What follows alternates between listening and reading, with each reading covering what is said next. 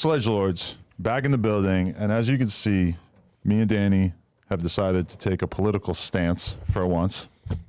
Are the libs with the strike? The conservatives have to hate it. The libs are always with the strike. Are you kidding me? Well, they're all liberals, yeah, who are striking. I mean, the libs love unions, and strikes are the most union thing ever. Okay, you're right. So this, I don't know if you knew this, but your writers here at No Jumper are striking too, Adam. Are they? Yeah. So all the racial conflicts going on camera, all the fights that everybody knows are scripted, we're going to have to think of those on our own now. That's why everybody left, is because the writers didn't have any storylines left for them. Yeah, they already had their eyes forward on the strike. Right. Mikey keeps giving me, stop. What can I do? I can't go any lower. Look, I like how mine came authentic with a caption. Mine did too. Writers are writers are fighters. Okay, that's cringe. Writers are essential workers.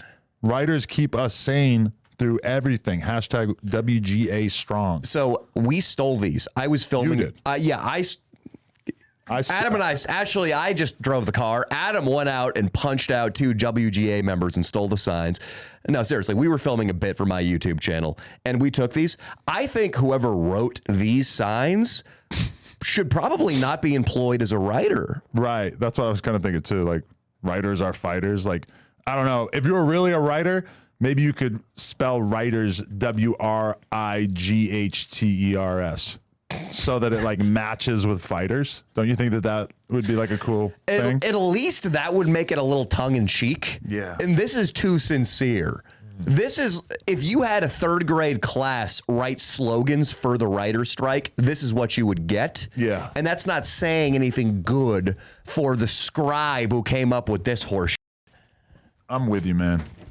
Writers. Not because I had to drive by the CBS studio the other day, and I saw like 300 writers out there just marching back and forth, but they must have a lot of different encampments in which they're doing this, right? The writers they're everywhere. Studios, not encampments. They're not like picketing Skid Row. Right, but that would be pretty funny. It'd be awesome, dude. If they just took it to the streets. No, but I seen them doing it the other day, and then I seen like another video clip of fucking Pete Davidson bringing a bunch of pizzas, bringing like 5 pizzas to a bunch of writers. That's going to feed like 4 of them. And yeah, I don't know, man. What are they protesting against? They're just, it's because streaming services are making it so that the writers are getting paid, I believe, 28% less on average than they were getting paid for a specific previously, because in the syndication era where you would write a TV show, and I'm sorry if you guys already know this, but you would, write an episode of Seinfeld and then it gets played on TV 8 billion times. So you continue to make money off of it throughout years and years. And now shows are shorter. You might have a 6 episode season, an 8 episode season. And so writers are not doing as well going between jobs, and they're just making less money because we now live in the streaming era. That's the gist of it that I got. And they're also terrified that AI is going to take their jobs. Yes, you nailed it. Adam actually is like, I don't really know what's going on here. I just been thinking about my wedding and just like porn stars. But then actually, let me break it down to you bullet point by bullet point. Okay, I listened to like one podcast about it the other day because I wanted to be on point for the last episode of Sledgelords, in which we did not talk about it at all. Yeah. And we plan to. We were going to. But now we have the signs. No, you totally nailed it, because now the residual model doesn't make as much sense, because Netflix, these shows are more expendable. They're putting out, you watch a miniseries, and it's not like in the 90s when there were only so many things on TV. And the stat I heard, sorry to interrupt, the stat I heard is that they're up until like in the 90s or early 2000s or whatever, there was like 200 scripted TV shows coming out per year approximately, and now it's like 500. Yes. There's that many more shows being made as a result of Hulu and Netflix and everything. Although I will admit that the number simply like doubling almost surprised me. I thought that it would be more, because it feels like there are infinite TV shows being made at this point. The competition, though, that's where that number gets even bigger, because with YouTube, and podcasting platforms, there are so many more pieces of content competing for attention. With the writers, I had a point I was going to make, and I think in anticipation of going to Italy with you next week, my brain is just wiped clean. Are you excited? You haven't left the country in a while? I haven't left the country in a while. I had a point I was going to make on the writers. I think, this is what it was. I also hate when that happens to my brain. Well, dude, I'm just thinking, I'm going to a porn wedding, dude. It's like it's like the 4th of July in the middle of May, dude. I just told him that there may be upwards of like 5 to 6 porn stars, although a couple of them are coming with their boyfriends. But maybe you could, alienate the boyfriend and just get in there anyway. Yeah, I can do that. I can be like, hey, dude, I got a hotline to that Burbank testing facility. Right. Yo, you got AIDS. Yo. Think of me like Dredd. Hey, Dredd. No, you say that to the girl's boyfriend. Like, hey, she could just work with me. I'm a famous YouTuber. You let me fuck your girl. Yeah. You don't worry about it. Mm-hmm. I think that could go pretty far for you. So I just have to lie and say that I have a 12-inch penis for your entire wedding. I don't even think you're kind of like the anti-Dredd. I don't like that. I don't like how you said anti-Dread. White and kind of like shrimp-like. No, hey. It doesn't have a curl in it? No. So I don't like how you said anti, which means the polar opposite of a guy with a big penis. And then you said shrimp-like, which it's really more of a swolby thing, yeah. Other than like slug-like, even a banana slug's big. Shrimp-like, yeah. That implies that my cock is a bent little bottom feeder. And I'm probably going to do something bad to your wedding cake to pay for that. I wish that my dick had a shell and that it would like wrap up inside the shell when it was soft. Like, don't you think that would be a cool dick? What's the point of that? For protection? Yeah, I just wish that I had evolved differently.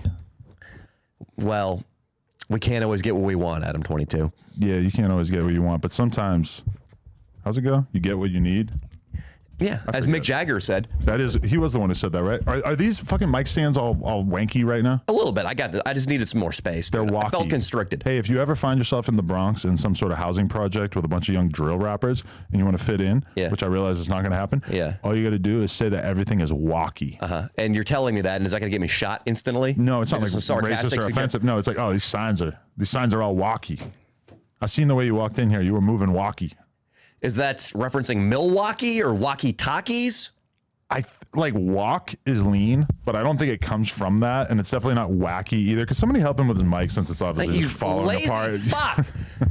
What do you get paid for? We were the in here for talent is so struggling long. with hardware, snap to it! And don't you dare edit this scolding out. We are writers. We are fighters. We are writers, okay?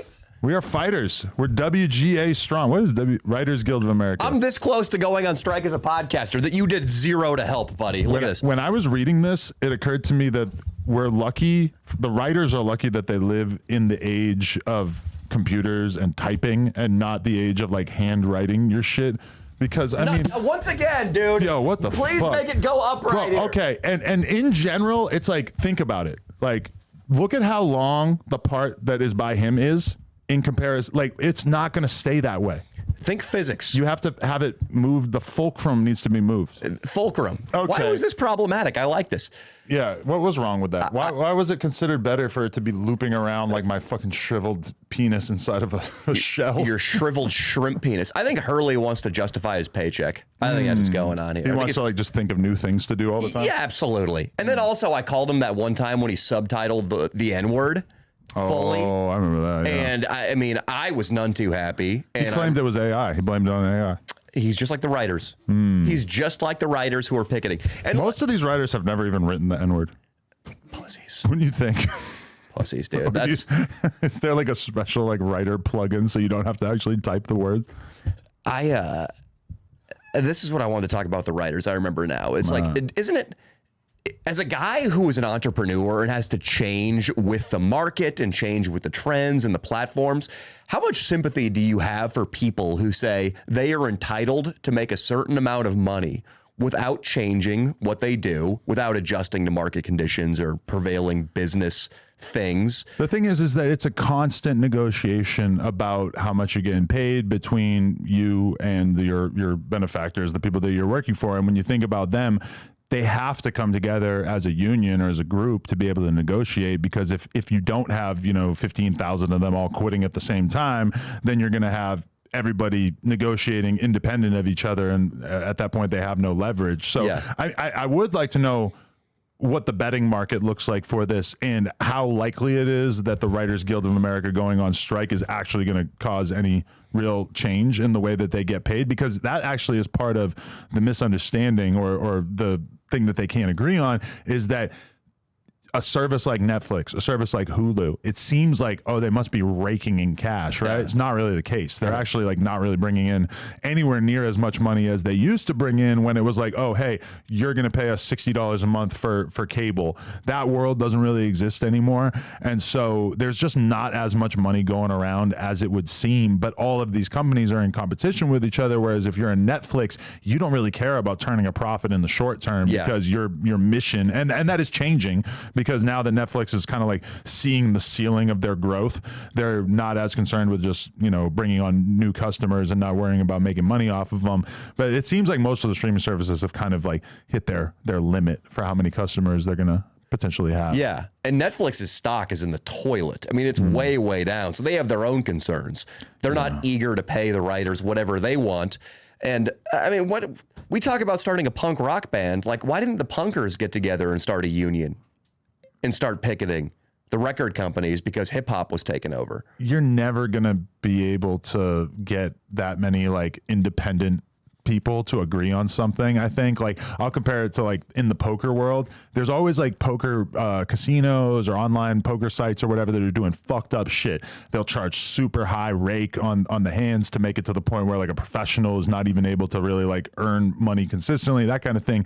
But it's been almost impossible to get all the professional poker players to join together to say, hey, we are rejecting these changes, because there's always going to be other poker players who are willing to play and try to like take in all the money that those guys are giving up by not playing. I don't think you're ever going to be able to get like a bunch of bands to agree on that, right? That's why there'll never be like a hip hop union. It's this, because like sometimes you hear people say shit like that, like why are Run DMC not receiving money for all that they did for the culture? It's like, because there's no union. That would never happen. It's impossible to think that like rappers from the 80s deserve to be compensated retroactively. Like, you know, you should have created a rapper. It's like reparations for rappers. Yeah, but yeah, because that is kind of the idea, is like, oh, that these rappers have had such bad things done to them in the past. But I mean, really, it's just like, what were you able to negotiate when you were in the prime of your career? I think poker players would be good negotiators, though, because they got that poker face. That's a good point. No, but you know what? Recently, the biggest poker site is GG Poker, and they actually cranked up the rake to such an absurd degree that there was like a agreed upon strike by all the pros. The thing I just said would never work, and they actually did it, and the site actually capitulated and actually gave in. Boom! So it is possible. Bunch of Asian guys with aviators just not making any facial expression. Yeah, just stonewalled ggpoker.com. But it's also this only affected people who are playing like $5,000 on the table and more at a time. Okay. Which the average poker player is not playing that high stakes. That's a shitload of money. Yeah, I mean, I don't care about what anybody who's broke thinks about anything, though. Like, I mean, guys like you and I, when we play poker, we do it right. Let me see your poker face, dude. Is that actually your poker face? I always wear sunglasses. I don't trust my poker face at all. That should be your first thing.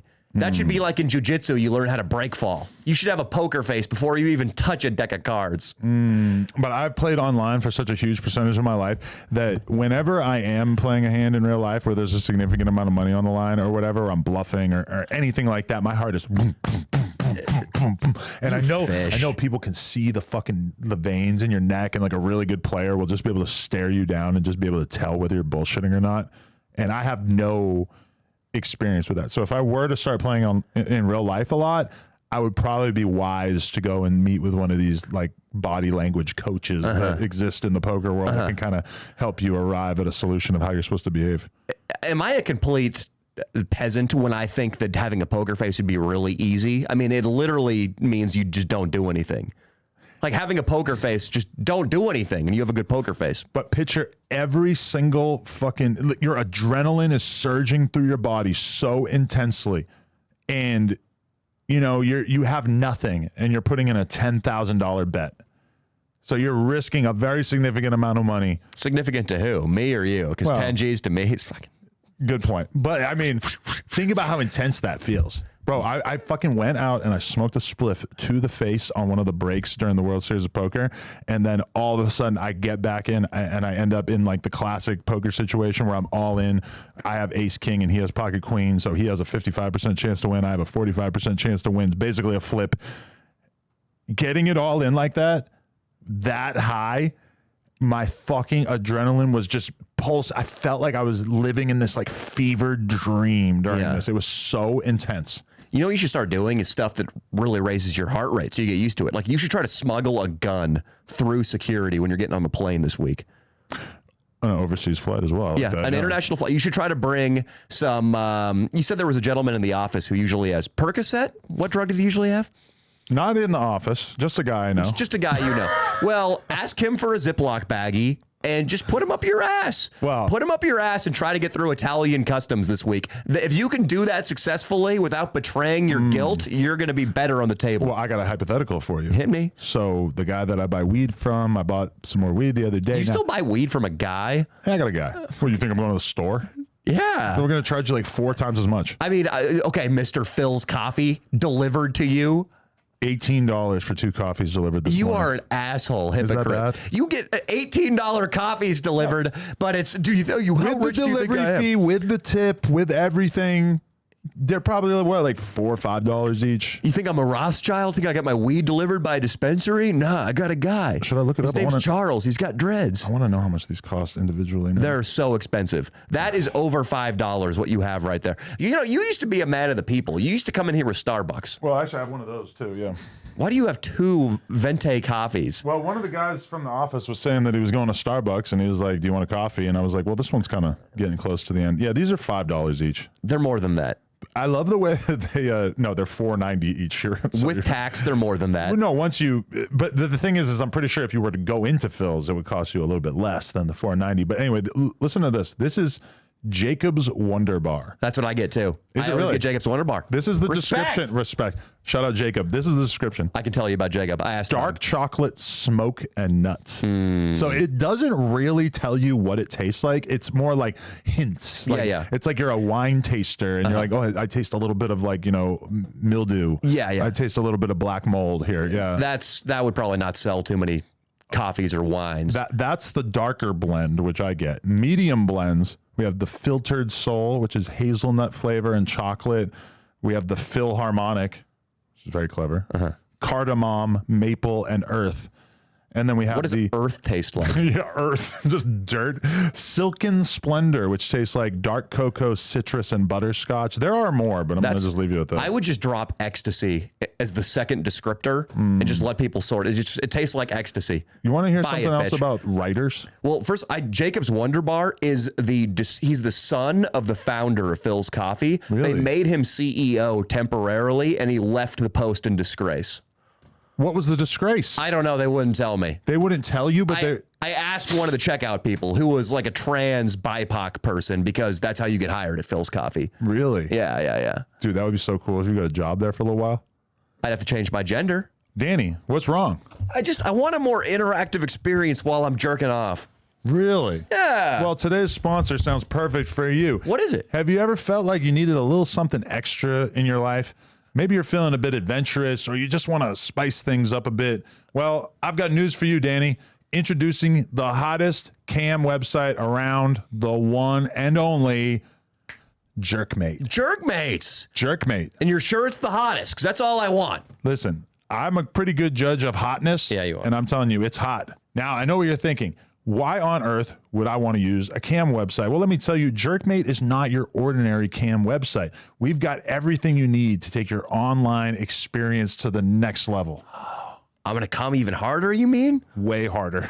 First off, let's talk about the models. Jerkmate has the sexiest, wildest, and most entertaining models around. And with a huge variety of performers to choose from, you're guaranteed to find someone who's just your type. So I can find like a big titty Asian girl who can ride a unicycle. Bingo. Yes. But it's not just about the models. Jerkmate also has the best features around. We've got tons of interactive options that allow you to truly connect with your favorite performers. From private shows to cam chats, you can get as as up close and personal as you want. And if you're worried about your privacy, don't be. Jerkmate takes your security serious with secure payment options and anonymous browsing. You can be sure that your experience on Jerkmate is safe and discreet. It's easy, fun, and sure to add a little bit of excitement to your day. So what are you waiting for, Daniel? Check the link below and join the Jerkmate community. I bet you didn't know it was a community. And use my code Adam22 to get 10 free gold so you can treat yourself. Oh, your wedding night. Well, you're getting some. I'm going to be using Jerkmate. If I'm actually getting some is up for debate. Perhaps I will be using Jerkmate on my wedding night as well. We're going to be in the community having fun. Let's go. Oh my God, bro. I saw this YouTube video where this one fucking liberal douchebag retard, he goes and he gets a job he applies for a job at the Daily Wire. He tries to ask them for $2 million for his salary. And like, was it an undercover troll operation? Yeah, the whole point was for him to make a YouTube video out of it. And it was pretty funny seeing the Daily Wire's like interview process. They basically ask you as like, if you're applying to be an editor, they're basically like, because he was applying to be an editor, they're asking him, are you comfortable with editing potentially offensive content? Basically like telling you like you have no say in whatever the fuck you're gonna edit. But the way that they go through it, like in the hiring process, how was he filming this? He was like filming it on Zoom and shit. I think like he was filming his Zoom calls with the people who were interviewing him. What if that's legal? That was discussed in the video, and it was somewhat dubious, I believe. But there were a few moments where you really get a window into what working at the Daily Wire might be like. Although as an editor, it's like it's not the most interesting role, right? So what was his big gotcha? Was he asking probing questions like, I don't know, like, when I was in college, I pulled my penis out at a frat party and one of my frat brothers touched it. Am I too gay to work at the Daily Wire? He didn't ask him that, although that would have been a good arc. They weren't down to pay him the $2 million though, for sure. I would figure. It was, I think, the equivalent of like $3,000 a month or something like that. It was like not nearly as well paying as this person clearly thought it might be. Wait, I don't get how they were exposing, quote unquote, the Daily Wire. What was their angle? They pay a normal salary. I don't know. Like, what did he really expose? Not that much, from what I recall. But it was still kind of interesting to see it portrayed this way. I mean, if you're going to go through all that trouble, I thought there would you're going to try to out the hiring manager as a KKK guy. Well, based on what I know as a YouTuber, if you make the video and it doesn't really come out exactly the way that you want it to come out, you're putting the video out anyway. And you're titling it in an extreme way, right? Like, you're not going to just fucking hang it up like, oh, the Daily Wire didn't really give me the smoking gun. It's like, no, we're titling it as if they did. Daily Wire interviewer supervisor is certified Klansman. And then like you fucking just... The thumbnail is a Zoom call and the little away box of the other guy in Nashville. The guy has like a Photoshop hood on. So I'm starting to get the idea that you hate the writers of America. Let me say this. We went there and we did a bit on them. Oh, really? Because this was my take on the writers.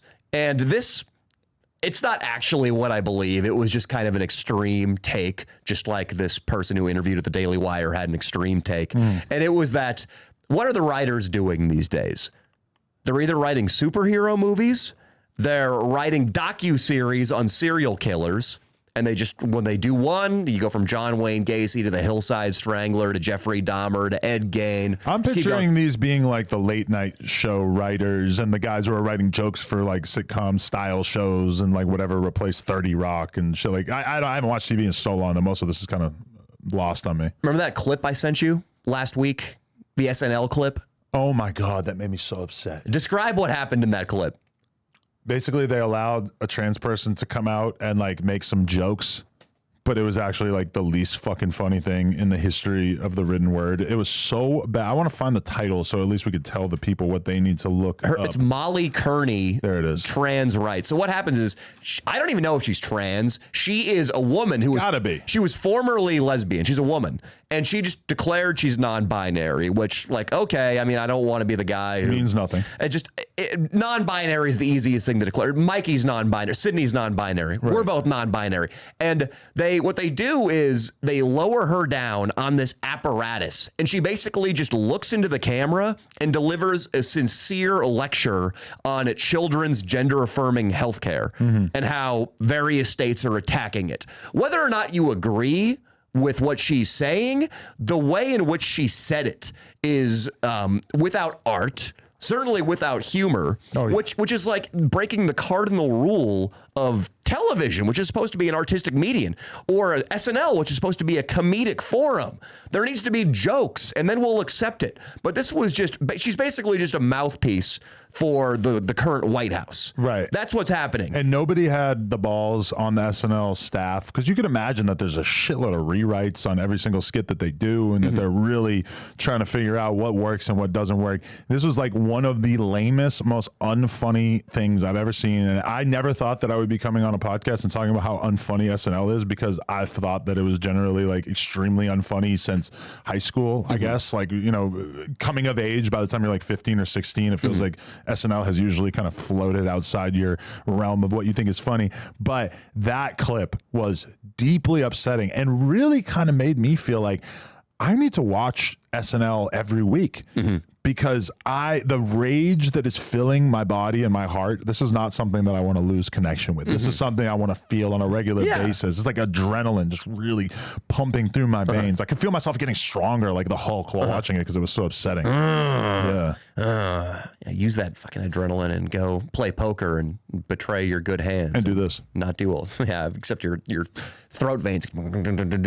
So we went out there, and the bit was I had a wheel, and I started telling people, I'd like saunter up to writers, and I'd be like, oh yeah, this is striking. Oh boy, down with Netflix. Oh yeah, by the way, I got this story wheel here. Check this out. And I pulled it out, and I had an actual wheel like they would have at a kid's school fundraiser that you'd spin it, and you win a free slice of pumpkin pie. But on each of the slots where you would spin the wheel, I had things written like, introduce a random diversity character who is smarter than everybody on page 16. And then I have, of course, a bunch of corresponding clips I'm going to throw in where various movies and shows do that. And then I'd spin it again and then be like, random out of place climate lecture, and then a bunch of clips pertaining to that. And I would show it to these writers. But what was awesome was basically every writer I showed it to had a great sense of humor about it.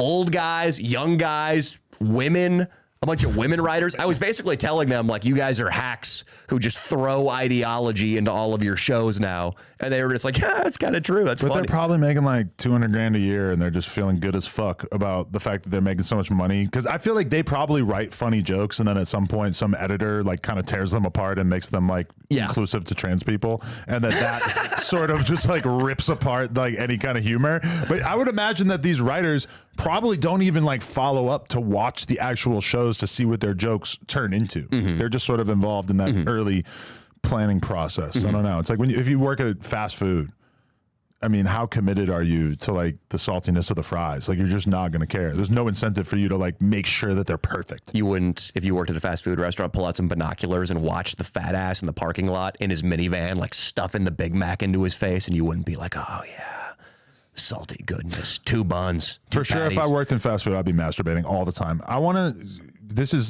There's an oncoming Holocaust for the writers of the world. Well, you better clarify that really quickly before this video gets struck down. Not a Hitler-style Holocaust. Okay. Instead, I was reading last night about what Google is working on. Now, everybody knows that Google considers AI to be an existential threat. When you use ChatGPT, it does. Oh, I haven't used it, but I've seen other people use it. I've screwed around with it. What kind of occurs to you like, oh, this is a lot like Google. It's just way better and more in depth, and I don't have to click on a bunch of links and get pop-up ads and random fucking ads on the side and pop over ads and all this bullshit whenever you Google anything. And so it was like the VP of something at Google that was like with a journalist. Now, we don't have video of this, but it was a journalist and the VP of Google, or VP of something at Google, talking about what they're working on with AI. And she demonstrated, she searched, why is sourdough bread so popular? And what would you picture to come up on Google when that comes up? I'm picturing a bunch of like click farm type websites that are blanketed in ads. And if you click on it, it's probably going to give you something that almost feels like AI for a random fucking question like that. Like, if I was like a smart website owner, I might just do that. I might deploy a whole series of different websites that are about every different type of bread. And then I have a different article for every different thing surrounding bread. And so what shows up on her Google because she has this sort of prototype that they're working on. When you search that, it pulses a little bit and it opens up a primary window that has a full AI synopsis of the answer to your question, and then to the right of it, there's a couple of links like this information. That's the new Google program they're working on. This was the information that was obtained from. I don't think it's out yet, or I don't think it has a name yet, but basically, everyone who is employed writing for websites, like a gigantic percentage of them, they're basically employed to write articles that will then pop up in Google at some point when somebody searches them.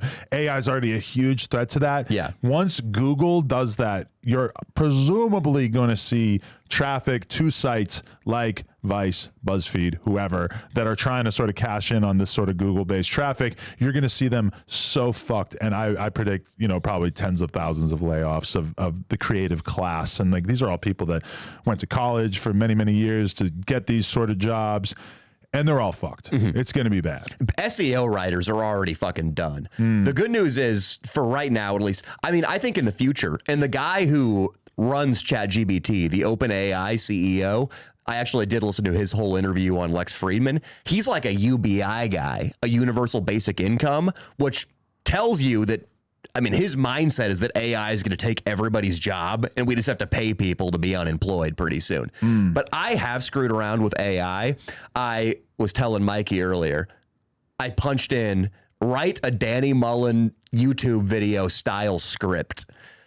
And it said, fade in. Danny Mullen wearing sunglasses, smoking a cigarette in his car. Shut up. And then this is where it just got fucking ridiculous. It was, what up, fam? It's your boy, Danny Mullen, coming at you with another video. Today, we're going to be asking bums what they would do for a hit of crack. And then it's establishing shot, downtown Los Angeles. Hey, dude, would you suck a dick for a hit of crack? And have you ever said anything exactly like that in a video? Because it does sound pretty much exactly like one of your videos. I do not open with "It's yo boy Danny Mullen," but I feel like you identical. Do. Otherwise, it's identical. I feel like you're saying it sarcastically, so you feel like you don't say that, but you might actually say that. Maybe. But it's your boy Danny Mullen. Oh yeah, I'm Jamaican. Down by the beach, boy. Hey. Booyakasha, wagwan. Today we are going to be surfing and smoking the reefer, man. One of the things it said, though, is like, I told Sydney this too, is the next part of the script is it said, establishing shot, fade in, Hollywood Boulevard. Danny has a microphone and is asking hot tourist women various questions. And all the questions are like, so who's your celebrity crush? Be honest now. Chris Hemsworth? Which it veered off pretty hard on that one. Right. That's like kind of not your flavor right there. No. But here's why I thought it wasn't that great. I used it in the way that you kind of just described that Google exec who was trying to learn more about sourdough. Right. I have a project we have coming up. It's about a specific region in a specific city in America that I want to go check out. And I asked for a synopsis on this area. And it was very, very vague. And when I started to get a little bit more specific about the topic of my video, like, hey, why is this specific region of the city in decline? It was still not even as good as Wikipedia. Still not there yet.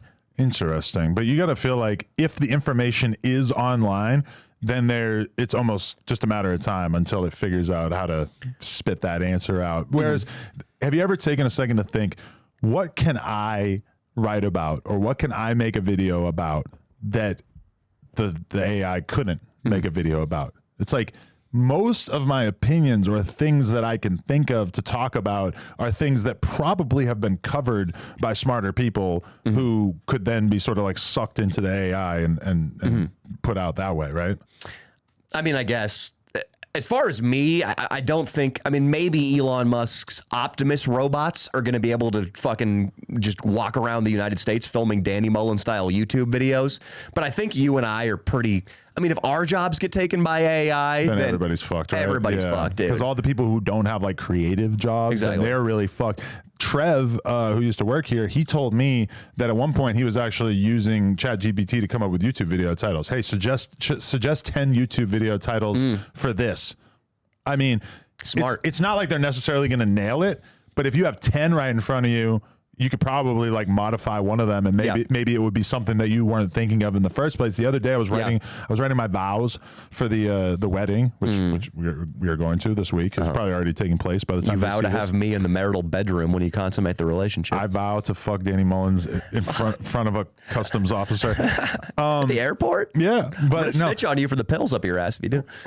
Oh yeah, I still didn't actually get into that part, but you know, when I'm writing my vows, like, what do? I go to Google, I type good wedding vows. Yeah.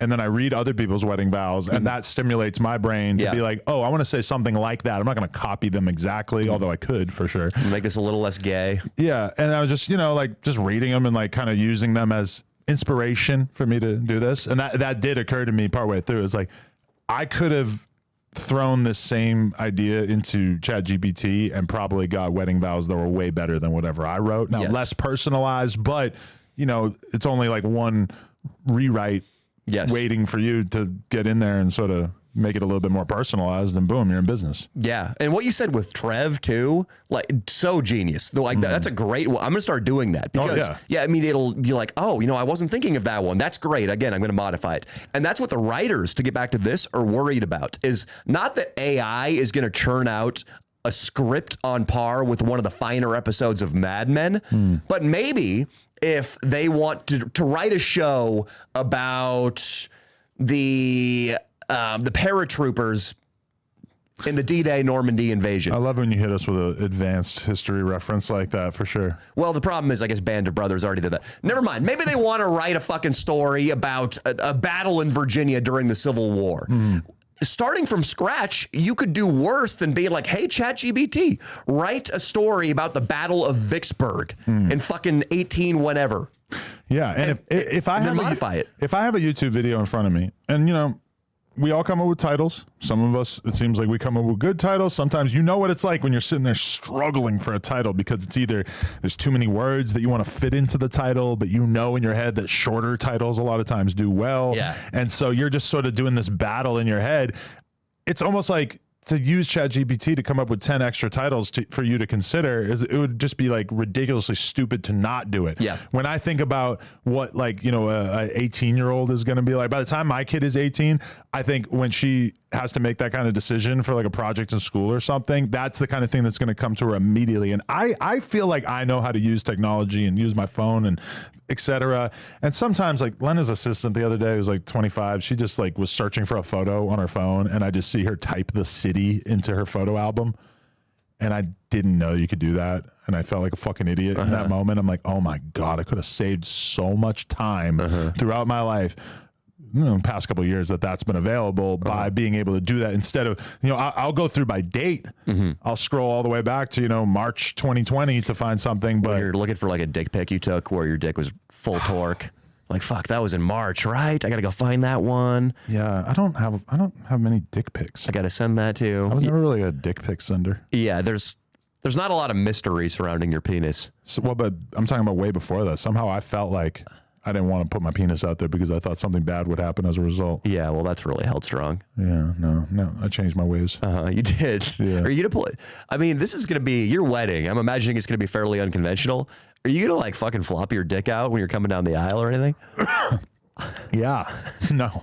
It's like when I was writing my vows, actually, I was kind of thinking that, like, should I make jokes that are like subtle references to our porn career? That'd be awesome. And they shouldn't be subtle. There's like the wedding is like largely family. Can we uninvite all the elderly Armenians? Yeah, cover your ears. No, a lot of the oldest Armenians didn't come because they're like so old that this long ass flight might take them out of commission. So, but yeah, like I didn't write any vows that like made jokes about it because I've never one time had a conversation that about porn or anything with my family or her family. Okay. It has never happened. Really? So they don't talk about it. So this is going to be a very straight affair. I mean, I'm sure the after party is going to be debauched, but the ceremony itself is going to be pretty traditional. Yeah. So just so you know, if you were to like, you know, be involved in a good conversation with one of her aunts or something, and you were to say like, yeah, you know, that kind of reminds me of recently I was watching Plug Talk and I was watching Adam fuck your niece in the asshole. That kind of joke probably would earn Lena's ire. What would more earn Lena's ire? That joke or a joke about the Armenian genocide? Yeah, I think in the very early days of our relationship, I made a joke about how Lena's farts smelled like the Armenian genocide. And I kind of remember someone in the family not appreciating it at all. So maybe don't do that. You made that joke publicly? I think at the time I wasn't really aware of the horrors of what went on with that. But even the first part of the joke about your girlfriend's farts isn't really an appropriate thing to share with family. It was like younger members of the family. I thought that they wouldn't be offended. I'm just kind of used to making like the most offensive joke at any given time. That's a good one. That's a very offensive joke all the way around. Just because like women farting is kind of edgy in the first place, right? Yeah, it is. And then the Armenian genocide, it's not as edgy as the real genocide. I threw that shit on the no list pretty soon after. Is the Armenian genocide like the lift of the genocide world? It's not the Uber. What's the real genocide? The Holocaust. Yeah. But I'm pretty sure the Armenian one was very, very bad as well, right? Yeah, but it's still the lift. It's still like the Adidas of the fucking Holocaust. We can't all be number one. Yes, there are worse atrocities. How you feel about Rwanda? Hotel Rwanda? Dude, it's so fucking awful. It's so, the thing about that one though. What's the Hutus and the Tutsis? It's sort of like what Elon, you sent me that tweet that Elon put out about how the media only covers white on black crime. There has been a very real meta conversation after that in terms of like how that graph that Elon reacted to about white on white crime versus black on white crime may have been misrepresented. I'm not 100% like ready to speak on it, but perhaps what was shown in that graph was not accurate. Probably. I believe that, but I also believe the media definitely is way more fucking wet for a story if there is white on black crime. That's racism is what sells newspapers until, well, now we got Trump back in the headlines, so maybe the racism narrative will go away. But that's why the Rwandan genocide doesn't get all the clicks. It doesn't get all the press. It's black on black. Yeah. The same reason nobody is really freaking out talking about like Chicago gang violence. Yeah. Because it's not that titillating to talk about shit that's happening between their own group, What is that? Because you got to kind of be careful talking about what powers are behind media narratives, but we sort of know who was behind the COVID hysteria. There were a certain group of companies that were profiting off the propaganda of the COVID years. Like, who is profiting off the racism narrative? Strictly the news companies?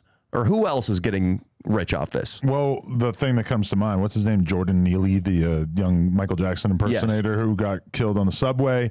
You look at that case and how much we've heard about it. And, granted, we haven't seen like a full video. And so it's kind of hard to tell whether the Marine who choked him to death was actually behaving rationally or not.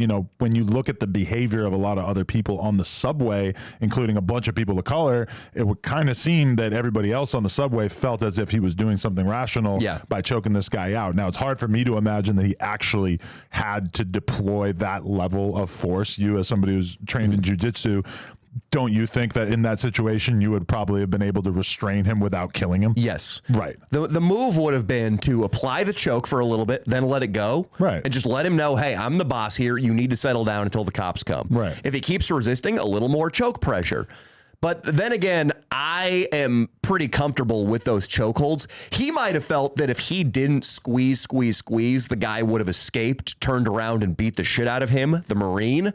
So it's hard for me to project my Brazilian Jiu-Jitsu consciousness into this guy's head. Right. But yeah, I think he used excessive force. But as you were saying, we don't know what happened before this. And everybody on the subway they were like heckling Jordan Neely when it was happening.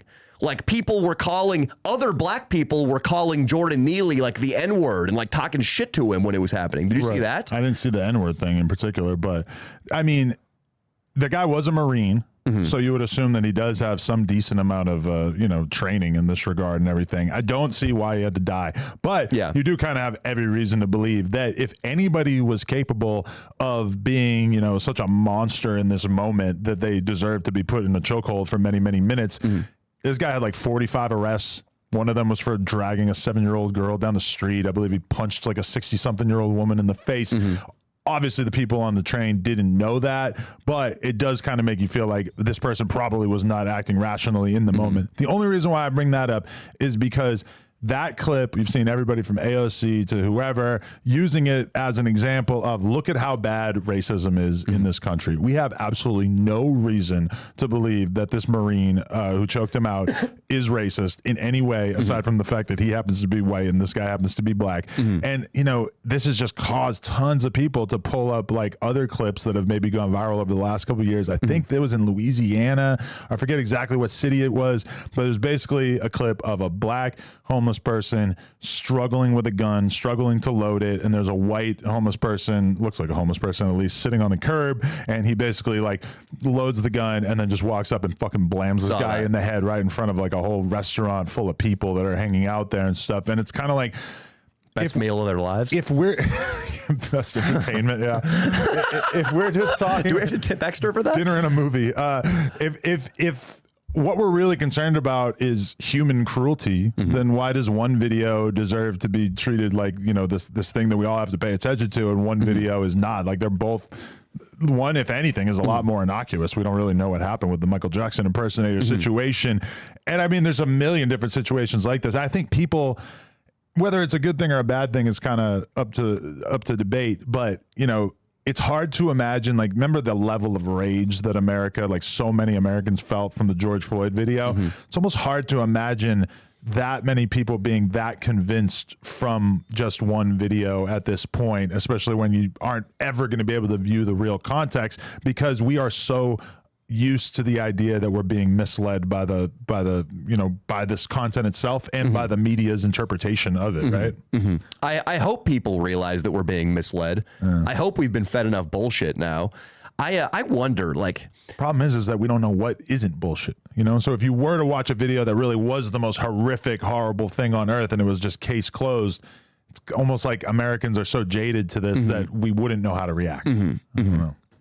Yeah, it seems like the narrative that the media is pushing, that everything's racist, like everything's racist. Like, I saw an article, admittedly, I didn't read it yet, in the LA Times about how race was a factor in Jonathan Majors' fall. Is Jonathan Majors the black actor who beat his wife? He beat up some girls. A couple different girls are saying he beat him. Yeah, and like that was the headline in the LA Times. Not like this guy beat up some girls or beating up some girls is bad. It was how race made it so Jonathan Majors got torched worse by the media. Like, and that just made me think, like, who is this, like, racism is so prevalent narrative serving? Like, it's got to make black people just feel worse about themselves and their future in this country.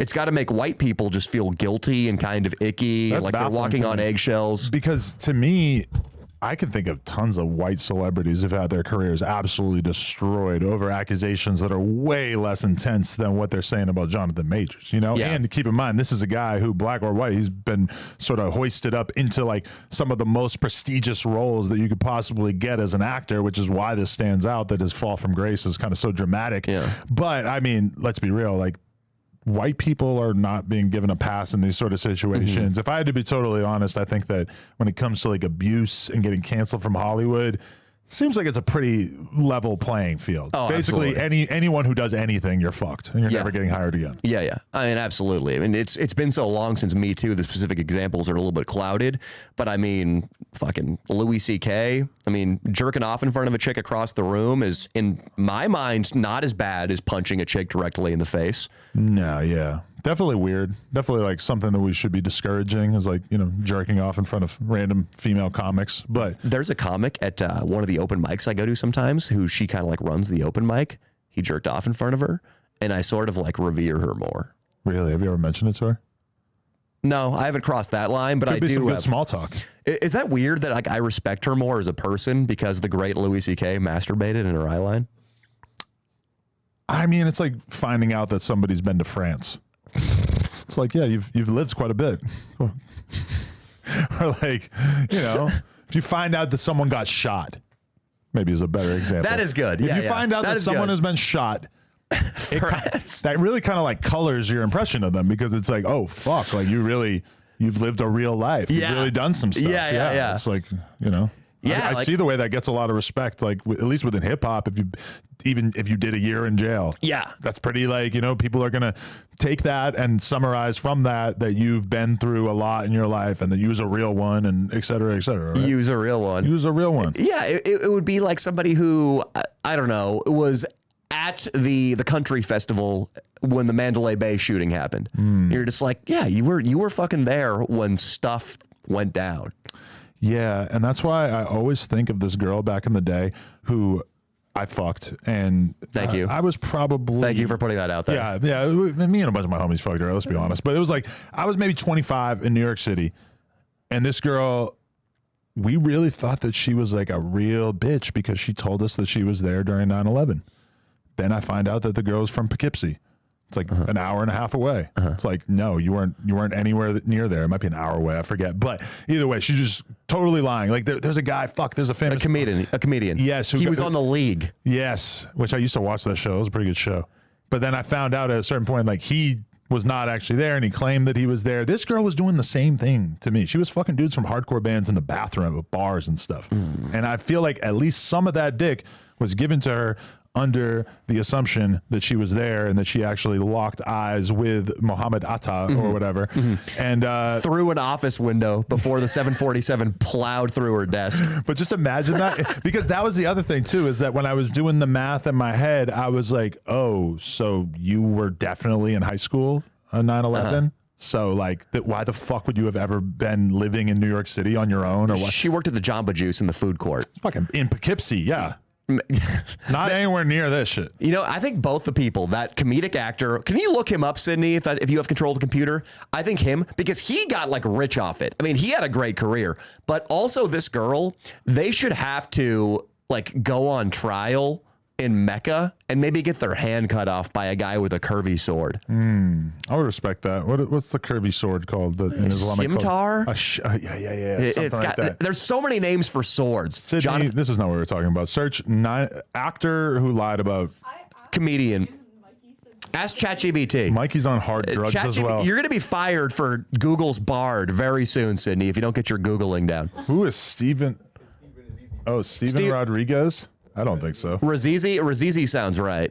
There it is. Yeah, Rannazzisi.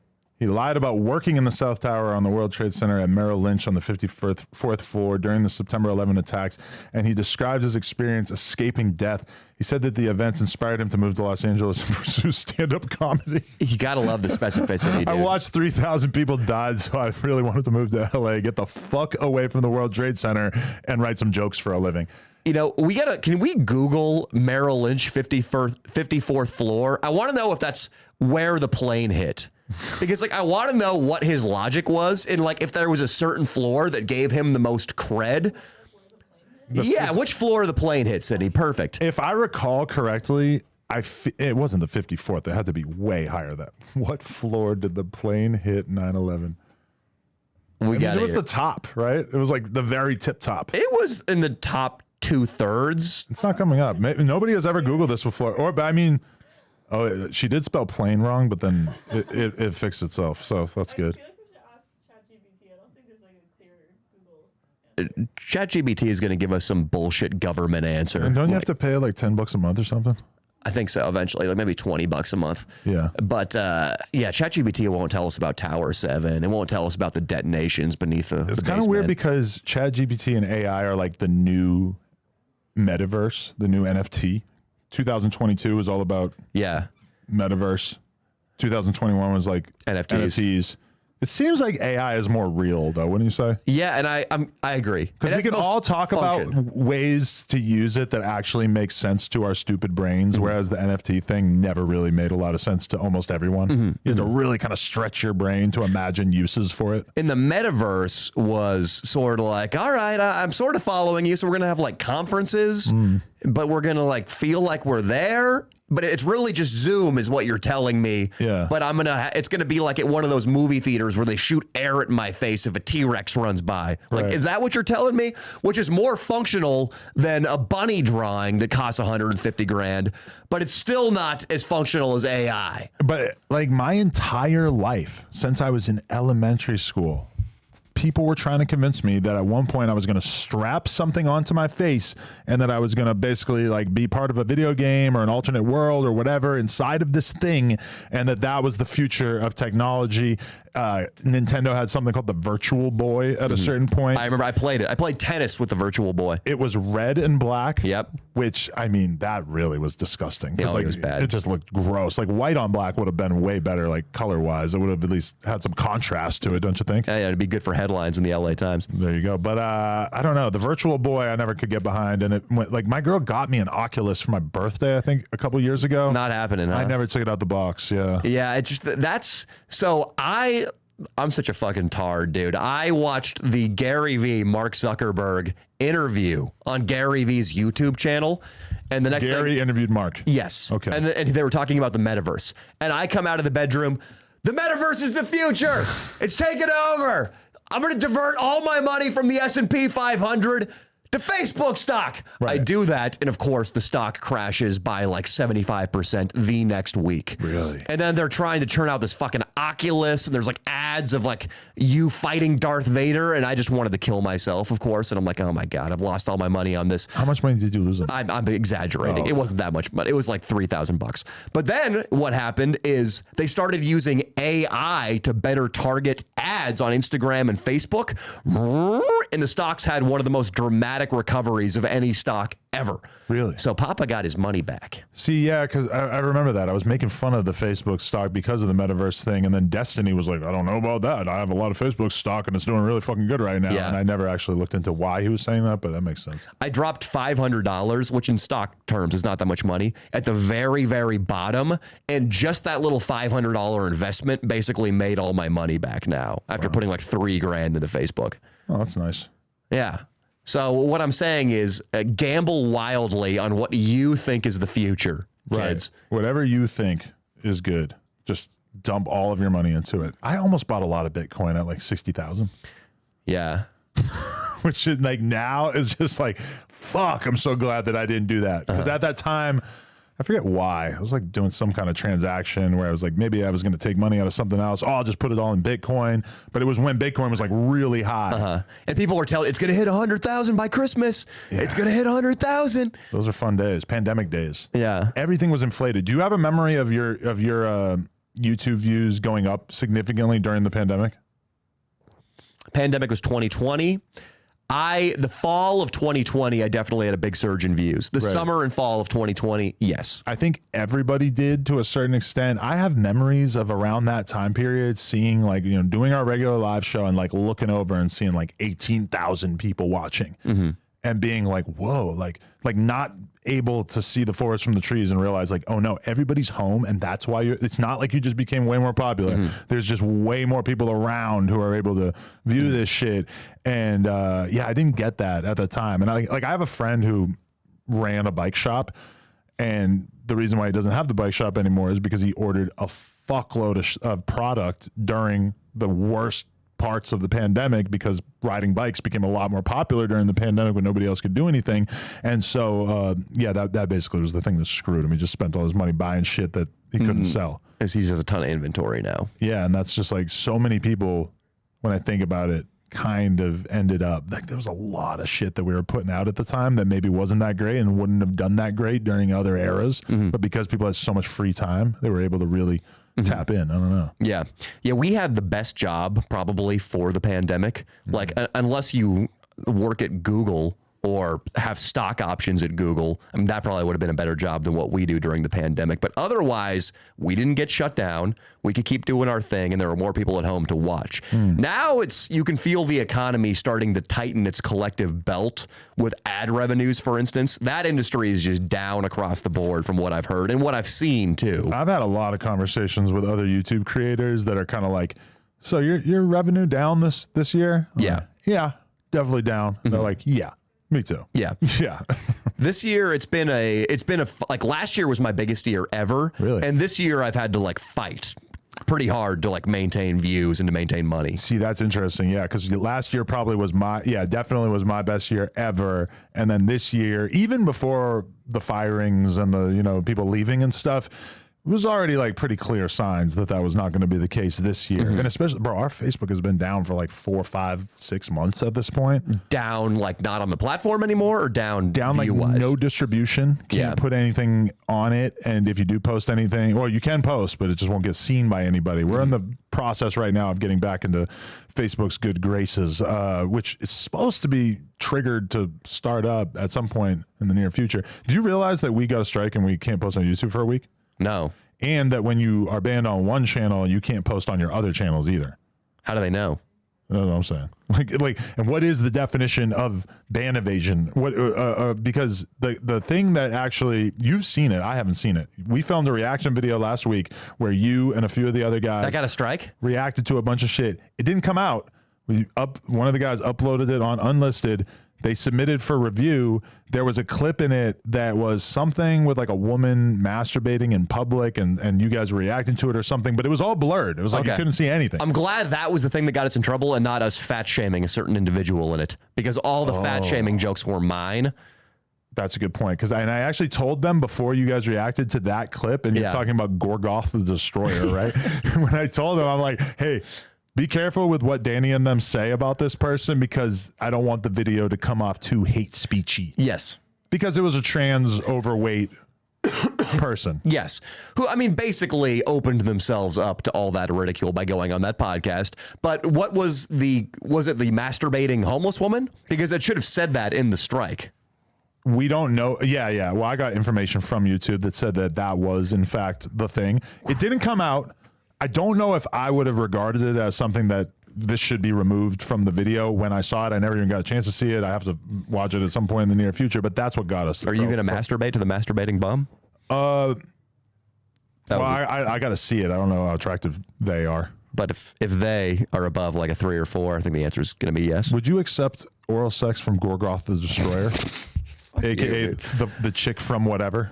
Since we got a strike on that video and I feel uneasy about it, yes. Really? There, just to stay in the good graces of Gorgoth and YouTube. I heard some red pill person asking this question recently. I'm wondering what your answer is. Would you rather get oral sex from the most attractive trans woman you've ever seen in your life? Okay. Who is a biological male? Sure. Or does that person have STDs? No. Good. Okay. They've passed the test. Okay. Or would you rather get head from Gorgoth the Destroyer? Or no, she's trans. So, okay, like just the most unpleasant. That was the worst hypothetical ever.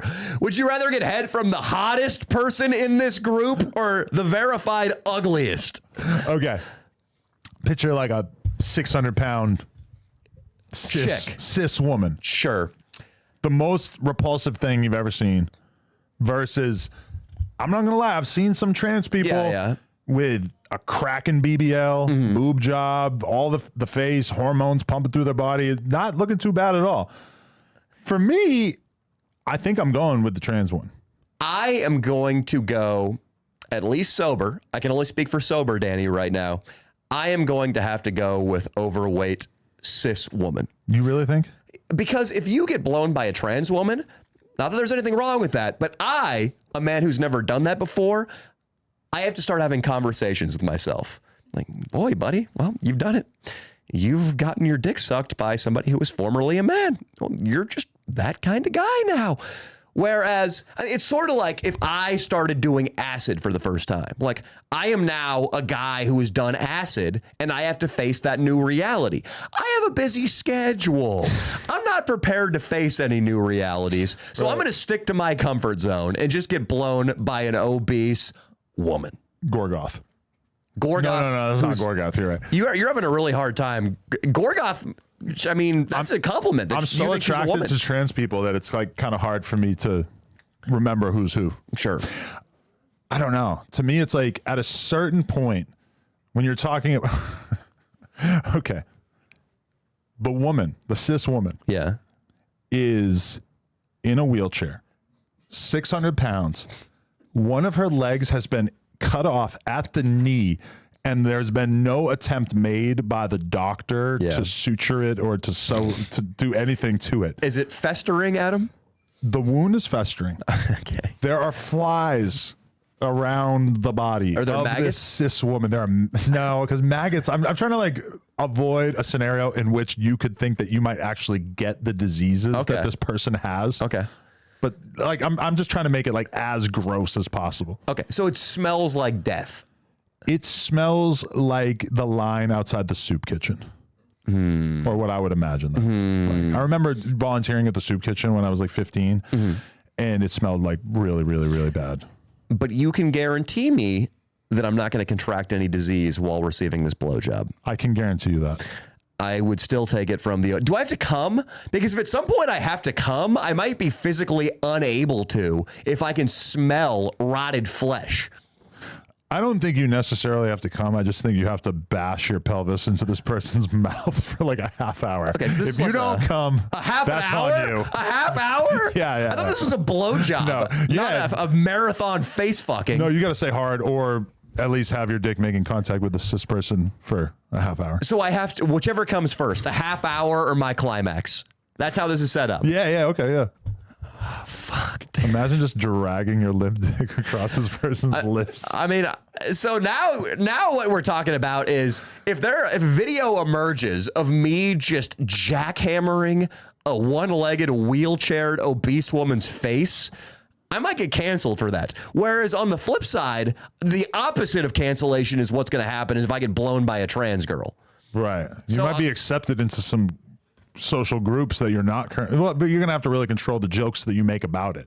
I think if you like hook up with trans people, you kind of got licensed to, like, for instance, we had on the Leo and Danny Show podcast a trans girl who's been coming on our pod. She came out to the comedy club and sat front row at our show, and it was just like a godsend to us. Because you just made jokes about it the whole time? Yeah, we just like making fucking trans jokes constantly. And she was rocking with it? Loved it. Really? Loved it. And it was like, dude, it was easy mode for all the comedians that night to have a trans chick just front row. You can't just go into a comedy club and expect to be left alone in any sense, right? No, not at all. And dude, comedy clubs are fucking gnarly. Yeah. Like so gnarly. Especially if a comedian of color gets up there, like a black dude or a Mexican dude, they can say whatever the fuck they want right now. Like gay jokes, trans jokes, racist jokes.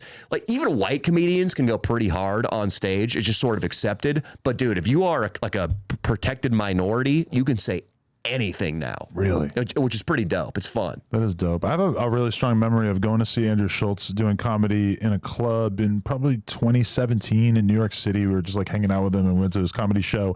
And he made a bunch of like really offensive, like trans or gay or whatever jokes. And I remember like looking around during certain jokes and seeing people absolutely just stone faced, just staring at him like this is not funny in any way. I wanted to ask you about this hypothetical. So my housekeeper. Is it better than the really hot or really ugly trans one? We could do more like that. Yeah, but let's keep workshopping them. I don't want to put pressure on you. Yeah, no, definitely. But okay, so my housekeeper.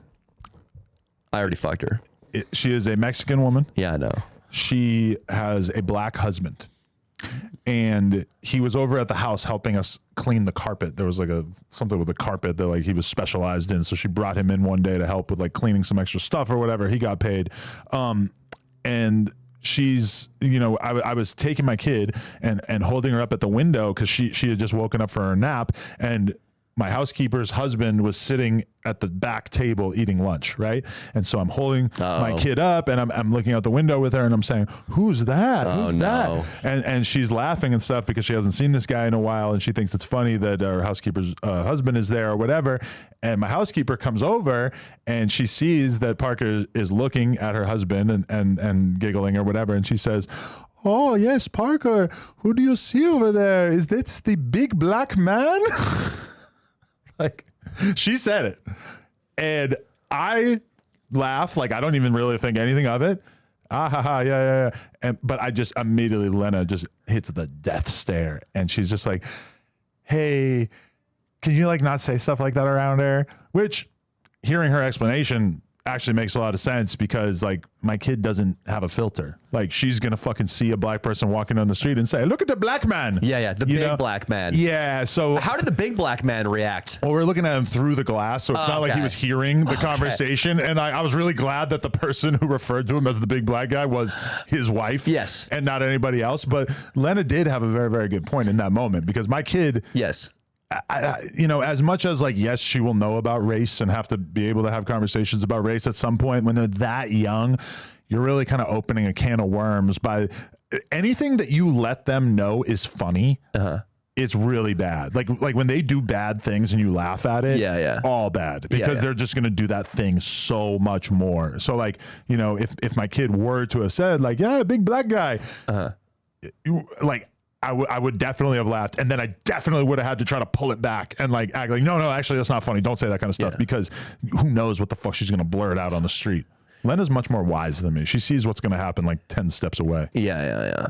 And then there's going to be a live stream someday, and Parker's going to say something racist, and people are just going to attribute it to you and your child rearing techniques. It is like, think about that conversation with my kid at some point. Like, hey, I know that you know that my job largely entails going on camera and making edgy jokes and having offensive conversations. And, oh yeah, Uncle Danny, he's basically Dave Chappelle, but a white guy. He's on stage making offensive jokes. Am I her uncle? Uncle Danny. Am I her godfather? Any older guy that I introduce her to, I'm friends with, is usually uncle and then their name. Because at some point, I'm going to have to try to like make sense of the fact to her that like, this is a part of my life, is making offensive jokes on camera. Yeah. Other people in my social circle, people I'm friends with, same thing. But with you, if you say one offensive thing ever and it's captured on camera, you are never going to go to college. Yeah. And that's just the reality of it. Wow. That's crazy. If you say the N-word when you're 14, you're not getting into Harvard. At least those seem to be the standards of right now. Dude, imagine working at a company.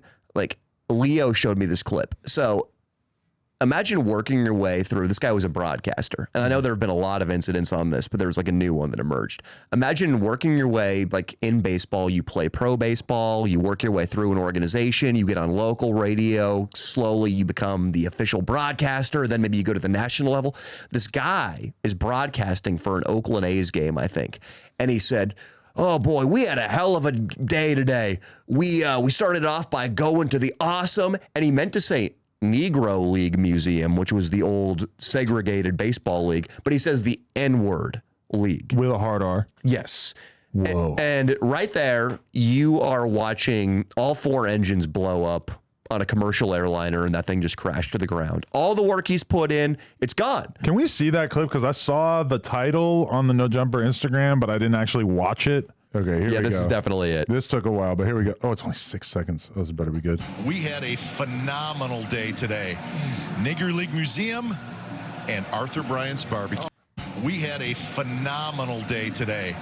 Negro League Museum and Arthur Bryant's. Oh my God. He didn't miss a beat though. He just kind of kept going, right? And neither did his co-host. His co-host did one involuntary eye roll back.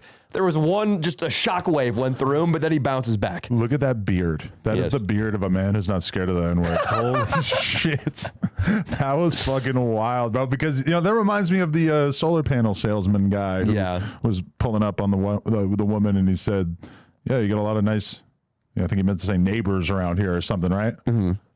It's pretty similar. And people lived like their life in such fear of accidentally saying it that at some point maybe it'll just come out. Yes, that's part of, I watched The Secret recently, and it talks about that.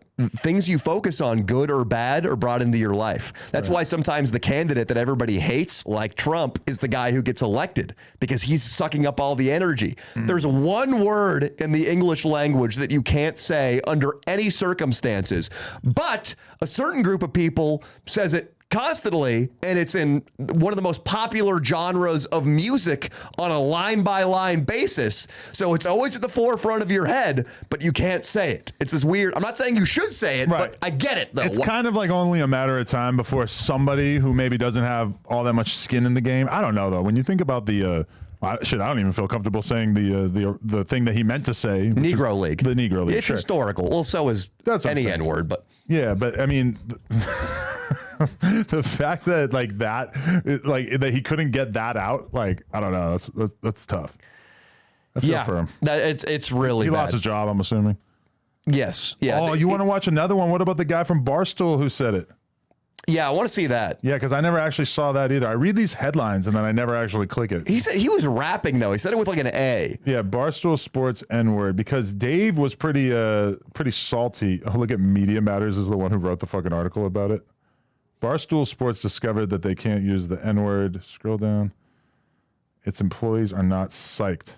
Are we going to be able to actually see it? Dude, wasn't he rapping? This article is titled like they screamed it out the office window at somebody. Yeah.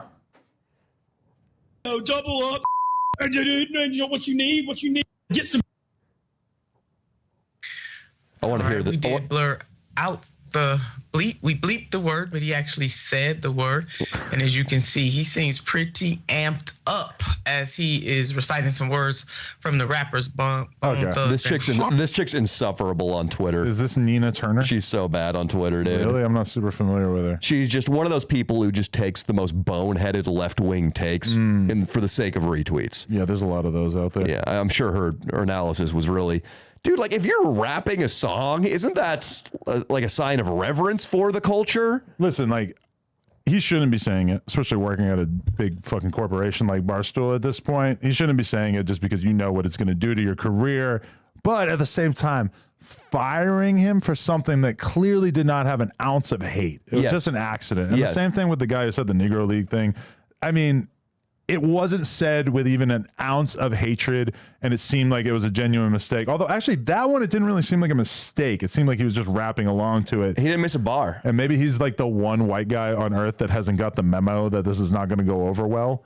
If I could control the world, I would say that this is not really something worth being fired for. And I question what percentage of black people would think that he should be as well. Don't you think? Was he freestyling or was he rapping somebody's song? I couldn't actually tell what the song he was trying to get across was. Oh, look, he was rapping First of the Month by Bone Thugs and Harmony. Well, don't you think Bone Thugs would be psyched? Like, this is good for Bone Thugs streaming revenue and concert ticket sales. Why has nobody asked them? I have a line to a few of the Bone Thugs. I could reach out to them and ask them how they feel about it. It seems like a pretty important tidbit, right? Like, don't you think, like, this is... Do you really think Bone Thugs would have an issue with a guy being a fan? Like, he's so drunk, he's just rapping along with... He knows it word by word. And see, that's the thing. Even that word. I promise you, the Bone Thugs, as well as every other rap group on earth, if you tour all over the country, all over the world, it is 100% your lived experience performing your songs and having an audience of, largely white people yell them back at you with the N-word included. I remember seeing Pusha T in 2004 and he actually like made a big joke out of it. And like, in between songs was like, damn, I'm from Virginia. I come to New York City. I got all these white people screaming the N-word in my face. And like, he made a joke out of it, but he wasn't pissed off about it. Obviously, these are the people who are paying his fucking bills. And, 2004, 2005 was a very different time where maybe people were less sensitive about it. But I remember when I first started to like really go to rap shows that there was like a few white rappers around, and I realized that when they were singing along to their friends' songs when they were on stage, they would move the mic away from their mouth and not even move their mouth at all during the N-words because they knew that it was so likely that somebody was going to film it and take it out of context and say, haha, look at you racist. That's how you survive in this game, man. That's crazy. That's like telling an artist he can't use the color purple while he's painting. For a white rapper. I mean, it's just a silly thing we've gotten to. And there's only so many colors. There's a fucking shitload of words. There's thousands of words. Well, in there's rap like 10 songs, colors. when they're rap songs, it's definitely a primary color. But can you imagine if that was the rule and you were able to get away with it by singing along to a song? That seems kind of unsustainable as well. I kind of like it. Like, I mean, dude, the N-word with an A, is it ever used with malice? Really? Yeah, I mean, probably sometimes, but on a much lower amount of instances. Yeah. I don't know. All I know is that both of these seem like kind of bad reasons for people to get fired. That Mintz guy, Ben Mintz, he was a big deal at Barstool too. I remember seeing him on camera for years and years and years.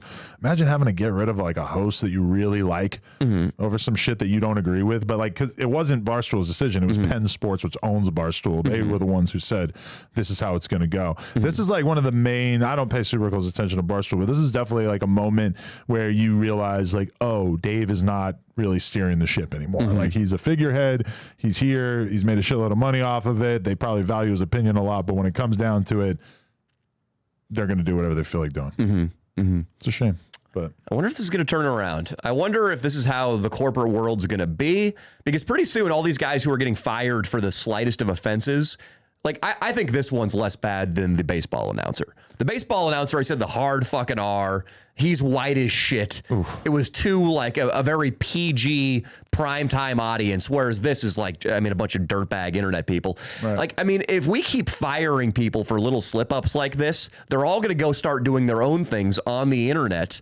And then pretty soon the mainstream media is only going to consist of people who have never done anything wrong in their entire life and who are also completely untalented too. Because and that's the vibe that you get when you watch something like SNL or an awards show that's on TV or whatever. Like, oh, these are the people who were, you know, smart enough or, you know, were thinking about their future enough that they never fucked up. Yeah. They never got too drunk at the bar and smacked somebody's ass, which could be the end of your whole career. Mm-hmm. They never, you know, had a, you know, adulterous relationship where they, you know, said some untoward things to the person and then ended up getting leaked, whatever.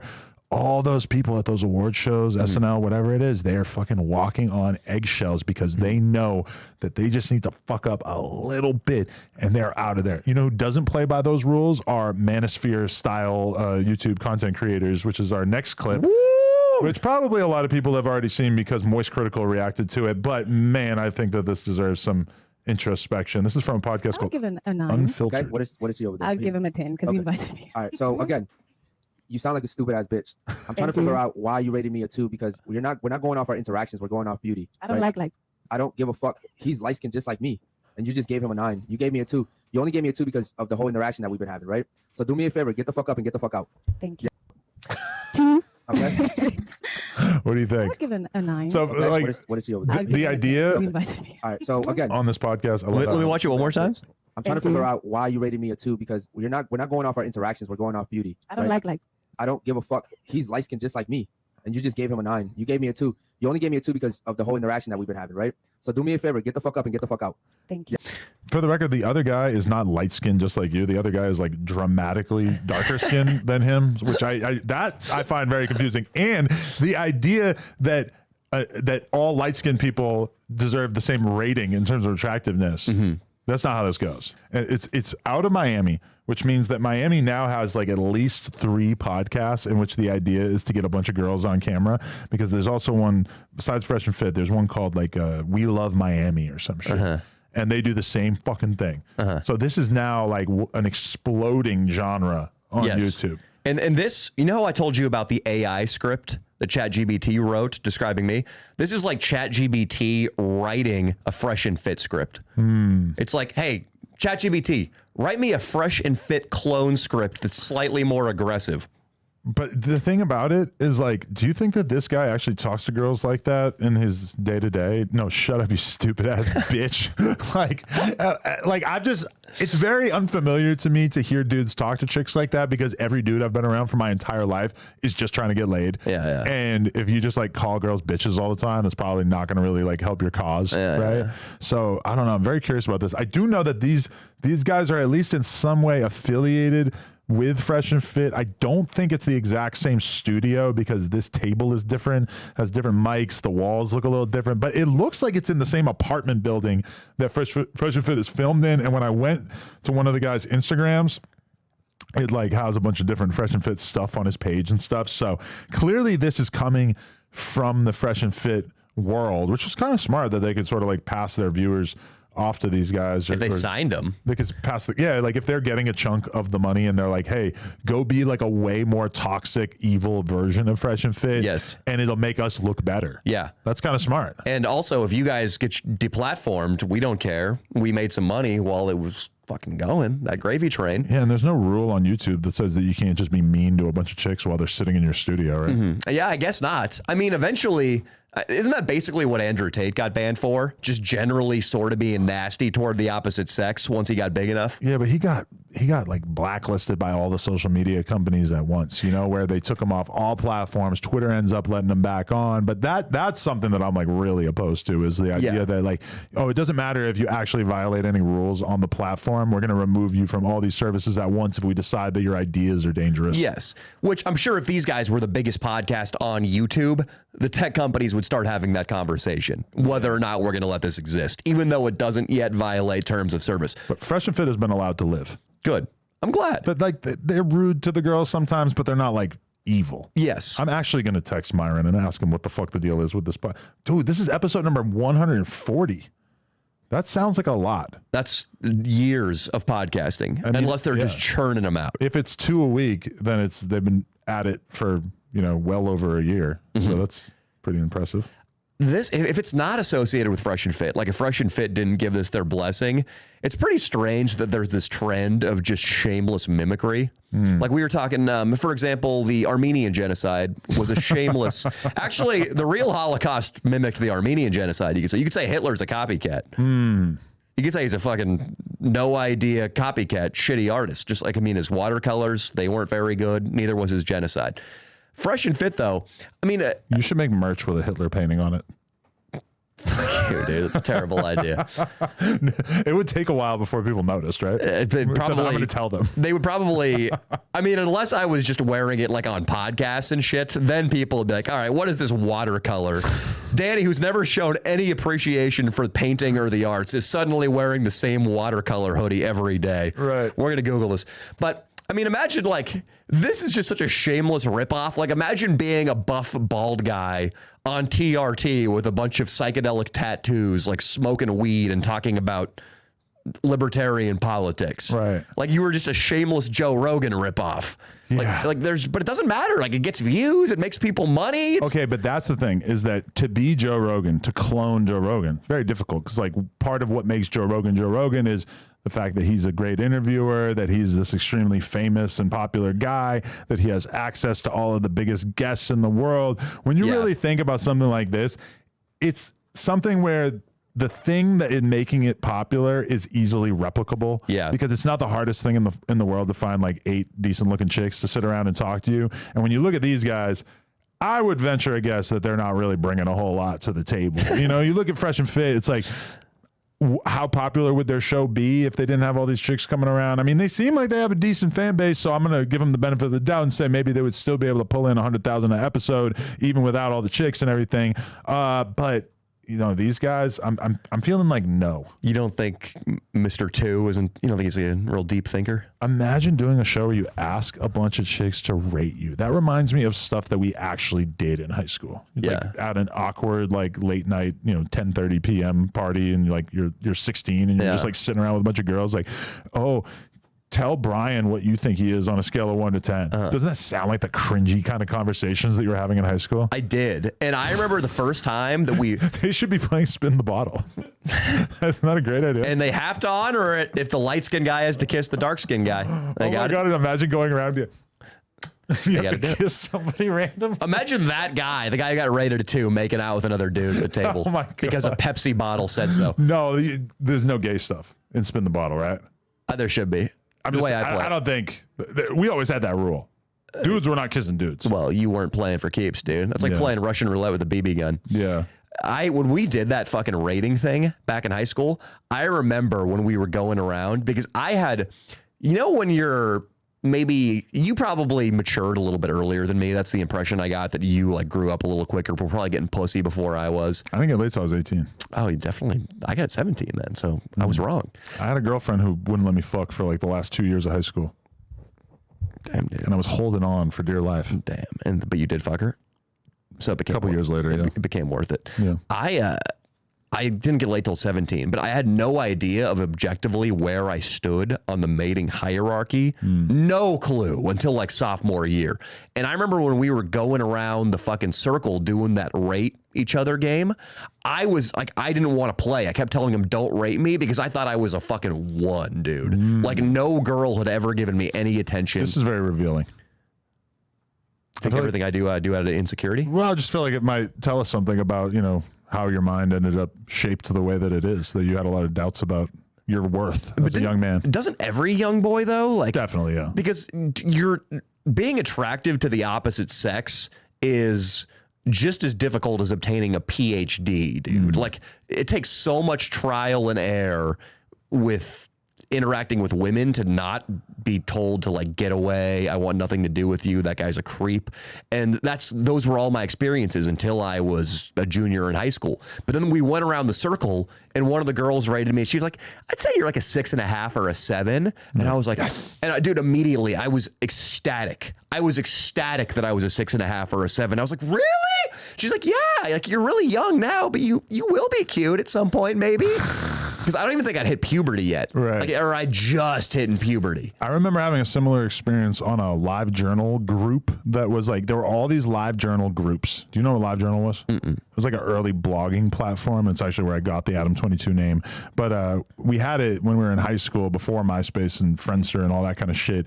And there were these communities or these like group pages where you could like join it, post a photo of yourself, and then ask everybody to rate you. And they were pretty like bustling communities. So, you know, you would get like, 30 fucking comments telling you how attractive they thought you were. Yeah. And like, some girl that I knew at the time had done it and got all these comments saying she was hot. And then I had one photo of myself, which at the time you did not get a lot of photos of yourself because we were literally taking photos with like disposable cameras and shit like that. And I posted a fucking photo of me and got a bunch of comments that for the most part, I think that they were like pretty friendly. It was like, oh, I'll give you a 6.5. I'll give you a 7. They're probably just being nice for the most part. It's not like I actually really was a 7 or anything. Yeah. But I remember having that feeling of like, oh, I'm starting to get a feel for where I fit in the hierarchy. Yeah. Because my girlfriend all through high school was this weird ass goth chick that I thought was really hot. And I didn't really get the vibe that anybody else thought she was hot. Which is great. Yeah, I was totally fine with it. Yeah.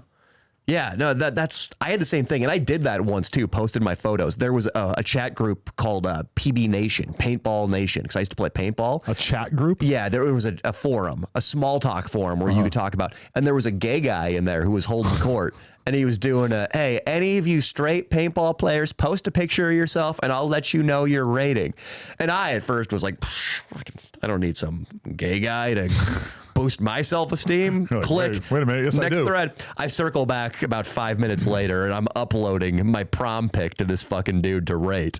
And I remember I carefully selected it because of course I really wanted this guy's approval and I wanted to, I'd gained a lot of confidence since that go around the circle where I was a 6.5 or 7. I was hoping for an 8 from this gay guy.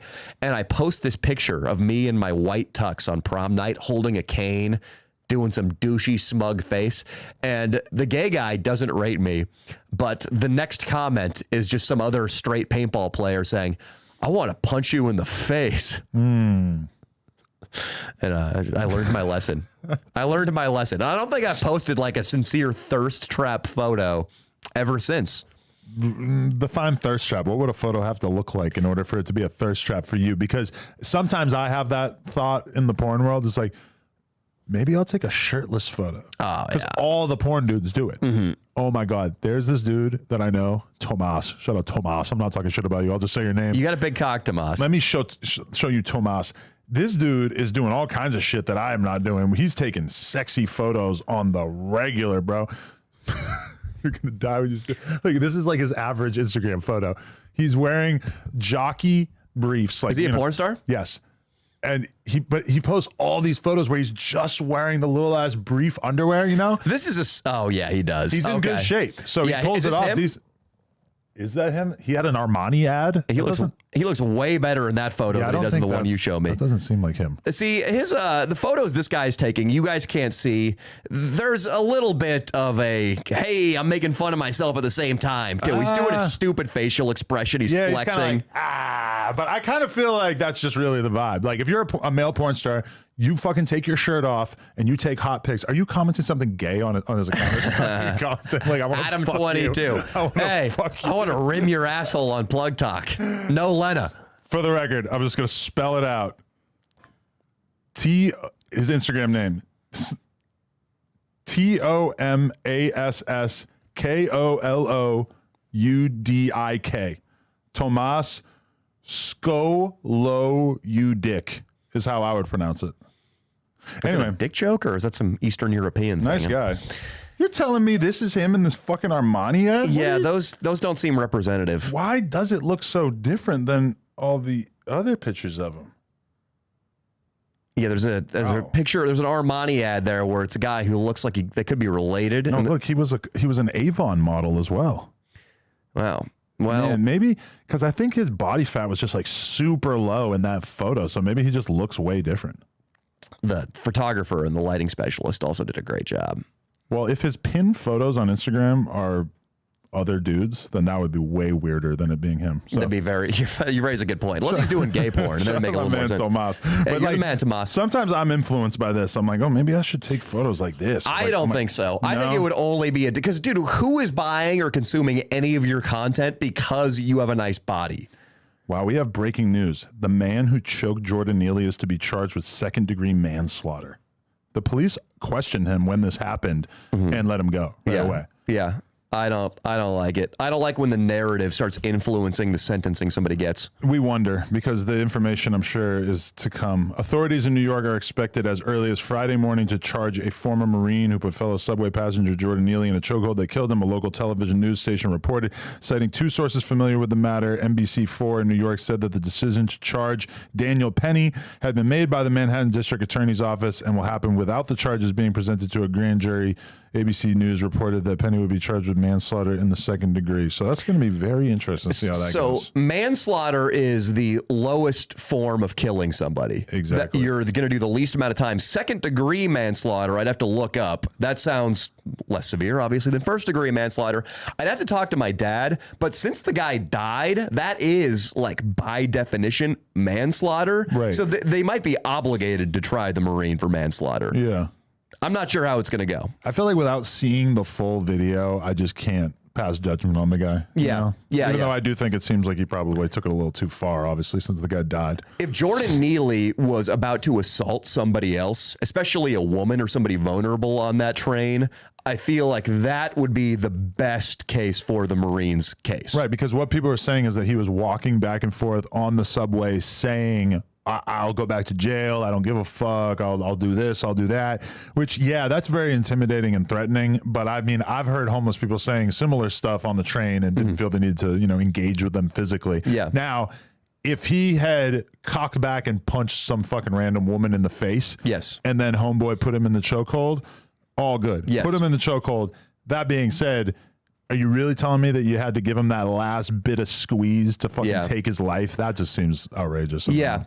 To be fair, the Marine didn't know he was taking his life. The Marine probably thought it was going to be like a jiu-jitsu class. Jiu-jitsu, people go to sleep all the time in jiu-jitsu. Really? People get choked out. Yeah, I was talking to a guy I trained with, this dude Bruce, who's like a fucking investment banker, and he got choked out by a zipper choke the other day just because everything went black before he could get his hand up. Really? It happens, and it's completely innocuous if you don't hold it for a long period of time. If it just happens real quick, it's not going to fuck you up for the rest of the day or anything? No. You're not going to feel weird It's from not it? like getting a concussion. Okay. But also, you can feel when the person is limp and is going out, usually, which is why the Marine's buddy, the black guy who was holding Jordan Neely's hands, that is dangerous because then you can't see when Jordan Neely goes limp. You can't get a read on when he's lost consciousness because once the guy's lost consciousness, that's your cue to let go of the choke. And Jordan Neely might never have received that cue to let go of the choke. So he could have held it for a minute or maybe even longer of a minute, at which point, yeah, you're probably starting to do long-term damage, maybe even lethal damage. Yeah, well, that's going to be very interesting to watch how that unfolds. So final thoughts on the wedding and the fact that we are clearly taking, like a month-long hiatus after this comes out because I'll be in Europe doing God knows what. Probably breaking a lot of local sodomy laws. Oh, yeah. You know what I meant to tell you way earlier? That was a great idea. I'd love to do some anal out there, but... It's different than anal air. It's way different. No, but so my weed guy, I bought an ounce of weed. Your weed guy again. And he brings it to me, and it's already rolled into spliffs. Okay. Which is very nice of him. And it's vacuum sealed. So now I have no excuse to not take it with me. I wouldn't say you have no excuse. I think there are many complications that could arise from taking it still. Getting arrested. Yeah, missing your wedding. But I'm pretty sure, yeah, that would be bad. But I'm pretty sure that, when you're flying from place to place and you're going from a weed-friendly place to another weed-friendly place, it's not that bad, right? Do I believe what I'm saying? I don't know. Is Italy a weed-friendly place? I think you can buy it there. You think? Lena's assistant said that she tried to buy it while she was out there and that the weed was so whack that she didn't even want to buy it. Huh. I would do some preliminary research before you put a vacuum sealed ounce into your suitcase. That's a good idea. Instead of just going on a hunch. Can you fly from LA to Italy with weed? Yes. There we go. I should Google it now and let everybody know what I'm planning. Yeah. I mean, no, but my idea is that I want to go to Italy and not smoke weed. Okay. Then I wouldn't bring the vacuum sealed ounce. Yeah, because there's no way I'm saying no at that point. Can I fly to Italy with weed? Maybe I should have wrote marijuana. Can I bring light cannabis on the plane? It's the first question that comes up. Yeah. I mean, smoking weed in Italy is not strictly legal. Can you travel to Europe with cannabis? 3 things to know. Yeah, federal law prohibits the importation and exportation of marijuana. Do I really want to chance it? I don't know. I think you should quit being a pussy and do it, dude. I've changed my mind in the last couple seconds. The thing is, too, is it's like if I was in Italy and I really wanted weed, I could probably just like go on Instagram and say like, who got weed in Italy? Yeah. And then I know some rappers in Italy, too. Maybe one of the guys dressed up like the gondola pilots will show up. A guy with a striped shirt and one of those hats. Maybe he's going to deliver your weed. That'd be a great business. I'm down with that. All right. Let's go. Let's go to Italy. The next time people see us, it's going to be post Italy. Oh, we should take some cool thirst trap photos out there. Oh, we should. Put our shirts off. Double mirror pictures, us in thongs. I'm going to pull off a TOMAS and just rock a little Speedo or something. I'm going to do it too. I'm going to pin a picture of a male model who isn't me. That's how I'm going to pull a TOMAS. Oh, my God. You know, I hate putting his business out there, but it's a weird thing in the porn world when a guy is dating a girl and then they break up. Yeah. Because now you have all this content that's extremely valuable to you to promote your OnlyFans, to promote yourself as a porn star. It's with your ex. Yeah. And that's got to be kind of weird because, you know, I've seen, I'm not making it about anybody in particular, but I've seen multiple different relationships dissolve in the porn world. And then like the girl immediately stops posting anything to do with their ex. Yeah. But then the guy continues to post whatever with, because, you know, it's like more valuable to him than it is to her, right? Breaking up is messy enough if you're a civilian. It's even more messy if you're a content creator. Breaking up as a porn star couple has got to be the absolute worst because the time from breaking up to seeing your girlfriend get piped by another dude is infinitesimal. Infinitesimal? Tough word. Something like that. If you think about it, normally when you break up with a girl, like if you get a new girlfriend, you don't really want your new girlfriend to know anything about your ex-girlfriend if you can avoid it, right? Unless your ex-girlfriend's hot. And that's like a way to keep your new girlfriend in check, kind of like, hey, you know, I'm a fucking high status dude. But in general, like, you know, when I started seeing Lena, there was a girl that I dated for a couple months, like kind of right before that. Never really told her anything about her. Like, you know, she saw one picture of me and her on my Instagram at one point and asked a few questions, but I was kind of vague about it. I don't feel like you have anything to really gain from your new girl knowing about your ex-girl. Whereas like forever, for the rest of my life, if I were to be single, it would be like, oh yeah, my ex, yeah, there's a whole arsenal of pornography of us on the internet together. So you gotta just sort of live with that. And also the guys, like their incentive to keep posting it is also a way to be like, hey, guy who thinks he's sly because he's picking up on my ex. Hey, here's me fucking schlonging her down. Oh my God, yes. If your ex gets a new man, and from a porn perspective, it's all good. Keep posting the porn that you made with her. From the perspective of this new guy, especially if he's not a porn star, he would be fucking furious with you. Yeah. Yeah. Oh, yeah. It's bad. And then you got to fight him. That's all right. That's okay. You got to fight him. I mean, everything can be settled with violence. Don't let anybody tell you anything differently. That's one thing I've learned here in this room specifically. Danny, thank you for another episode of Sledgelords. We will be back in approximately 1 month. We would love to read all kinds of amazing comments on this episode. We probably should have pointed that out earlier in the episode. Yeah. Be nice to us. We're going abroad. We're going abroad, and we're going to find abroad for this man. You know what? I'm looking at... I keep looking at the top of the TV like there's a webcam there where that's where the audience is seeing us through. I'm a jackass is what I'm getting at. It's these other 3 cameras. I know. 4 cameras. Yeah. And I keep looking at the non-existent webcam spot. If you really want to get laid at my wedding, you should go. That's not my mission. Okay, but you should go to Cutting Edge Testing and get tested right now because to a porn star, the idea that the guy has been tested goes a long way. Okay, it was hard enough to get my passport for your wedding. I'm not going to add on the new errand of frivolously getting tested. Well, if you want to be having condom sex abroad, then go for it. Yeah, that's not the way to have sex abroad. If you go to Amsterdam and you end up fucking some real deal prostitutes, not these fucking porn stars, then maybe they will accept your STD test and you can go raw with them too. Okay, well, Adam, you've given me something to think about on my next trip to Amsterdam. Yeah, definitely. And hey, support the Writers Guild of America. That's the most important thing. That's what this podcast was really all about. Yes, it was. Thank you, Adam, for tying it up so nicely. I wish I knew a writer. Probably do. I'm just probably not thinking about it right now. They're unseemly characters. I follow one. He's an asshole. Sledgelords, we out.